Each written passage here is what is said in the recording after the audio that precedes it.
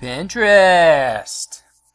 Pinterest's share of overall visits increased 66% last year, which was the most of any social media network, and it now drives more traffic to publishers than Twitter, LinkedIn, Reddit, and Google Plus combined. The users of the site are comprised of between 70 and 90% women, depending on the study you look at, and they're mostly upper middle class, so they have a little bit of money, you know what I'm saying? And they're usually on Pinterest for one of two reasons: to find inspiration and to shop. As an entrepreneur, you can take advantage of both.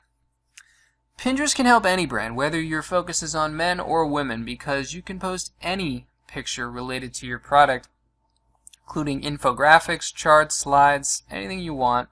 And the great thing is that 80% of pins are repins. So you want to start creating original material, because every original pin that you post has a link back to your site, which is going to drive traffic when people repin it, build up your email list, and ultimately boost your sales. Basically, when most people log on to Pinterest, they take a look at their news feed and then they repin stuff. They don't really create their own material. So you have a really big opportunity here to promote your brand. Okay, so how do you create a board that people want to follow and repin?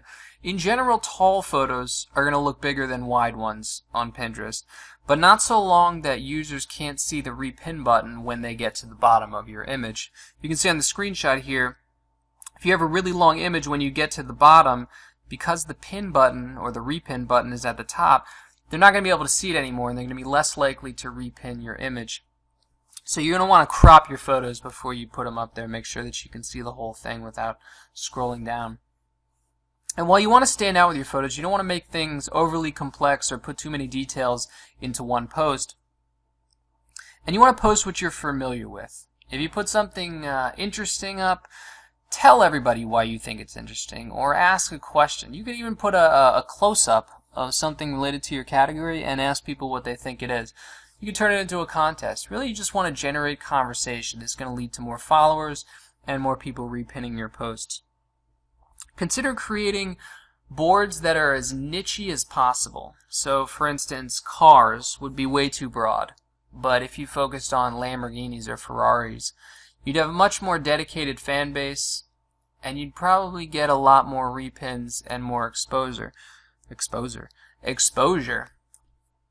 Just don't overpin, because people will stop following if you overpin them. It's like spam. There's also things called group boards, and these are sometimes referred to as community or shared boards, and these are boards where multiple people can contribute. This is a great way to meet other people who pin similar material. It increases your exposure, and it allows you to engage with people who could ultimately become customers. You can use a program called Board Deck, and that's boarddeck.hq.com, and this will give you metrics like analytics about your group board followers, collaborators, total pins, the number of repins, the creator, and their last updates. So you have a better idea of your board's purpose, its popularity. Really, to join a group board, you just have to reach out to the creator and ask them. In terms of getting followers, according to a study by the University of Minnesota, the top 3 factors in having a large number of followers are the number of people that you follow. Okay, so I follow you, you follow me kind of thing. The number of original pins that you create, and we talked about that, and the number of boards you've created. Okay, so those 3 things: the number of people you follow, the number of original pins that you create, and the number of boards you've created, all lead to more followers and more business for you.